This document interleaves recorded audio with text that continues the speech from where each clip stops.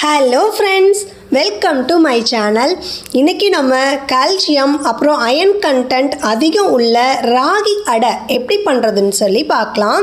நீங்கள் வாரத்தில் ஒரு நாள் கண்டிப்பாக இந்த அடை எடுத்துக்கிட்டிங்கன்னா உங்களுக்கு கால்சியம் அப்புறம் அயன் கண்டென்ட் நல்லாவே இம்ப்ரூவ் ஆகும். நீங்கள் டேப்லெட்டை விட்டுட்டு இந்த மாதிரி நேச்சுரல் ரெசிபீஸ் நீங்கள் ஃபாலோ பண்ணிங்கன்னா உங்கள் ஹெல்த்துக்கு ரொம்பவே நல்லது. 2 டீஸ்பூன் எண்ணெய் சேர்த்துட்டு எண்ணெய் சூடானோடனே கடுகு போட்டுக்கலாம். கடுகு வெடிச்சதுக்கப்புறமா ஒரு பல்லேரி வெங்காயத்தை இந்த மாதிரி சின்ன சின்னதாக கட் பண்ணி சேர்த்துக்கோங்க. கொஞ்சமாக உப்பு சேர்த்துட்டு இதை நல்லா வதக்கிக்கலாம். ஓரளவுக்கு வதங்கினதுக்கப்புறமா நான் 2 பச்சை மிளகாய் சேர்த்துருக்கேன். நீங்கள் காரத்துக்கு தகுந்த மாதிரி சேர்த்துக்கோங்க. 2 டேபிள் ஸ்பூன் அளவுக்கு தேங்காய் துருவல் நான் சேர்த்துருக்கேன். நல்லா மிக்ஸ் பண்ணதுக்கு அப்புறமா முருங்கை இலை இருக்கு இல்லையா, நல்லா கழுவிட்டு எடுத்திருக்கேன் நான். கண்டிப்பாக அதில் அழுக்கெல்லாம் இருக்கும், நல்லா வாஷ் பண்ணி எடுத்துக்கோங்க. 2 கைப்பிடி அளவுக்கு நான் சேர்த்துறேன்.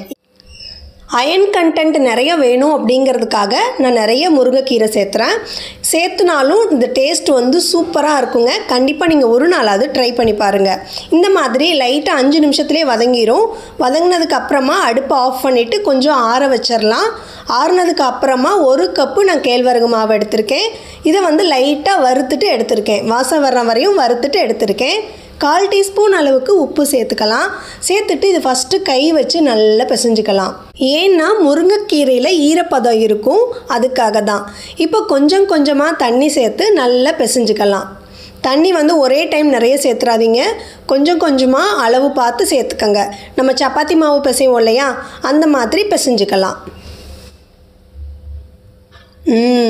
பிசைஞ்சு முடிச்சிட்டோம். இப்போ இதை உருண்டைகளாக உருட்டிக்கலாம். இந்த மாதிரி கை பிடிக்கிற அளவுக்கு உருண்டைகளாக உருட்டிக்கலாம். நான் இன்றைக்கி 5 உருண்டைகளாக உருட்டி எடுத்திருக்கேன். ஒரு வாழலை எடுத்துடலாம். நல்ல வாழலையை வாஷ் பண்ணி எடுத்துக்கோங்க. எடுத்துட்டு இந்த உருண்டையை வச்சுட்டு கையை ஈரம் பண்ணிவிட்டு இதை நல்லா இந்த மாதிரி ப்ரெஸ் பண்ணிகிட்டே வந்தீங்க அப்படின்னா இந்த மாதிரி நம்மளுக்கு நல்ல பெருசாக கிடைக்கும். பொறுமையாக ப்ரெஸ் பண்ணணும். இப்போது இதை நம்ம வேக வச்சு எடுத்துக்கலாம். தோசை சட்டி நல்லா சூடாக இருக்கணும். சூடானதுக்கு அப்புறமா இதை அப்படியே கமத்தி வச்சிடலாம். ஒரு 1 நிமிஷம் ஆயிடுச்சு அப்படின்னா நீங்கள் அப்படியே இலையை அப்படியே லேசாக எடுக்க ஆரம்பிச்சிங்கன்னா ஈஸியாக வந்துடும், இலையில் ஒட்டாமல் வந்துடும். நீங்கள் உங்ககிட்ட வாழை இலை இல்லைன்னா பார்ச்மெண்ட் பேப்பர் கூட நீங்கள் யூஸ் பண்ணிக்கலாம்.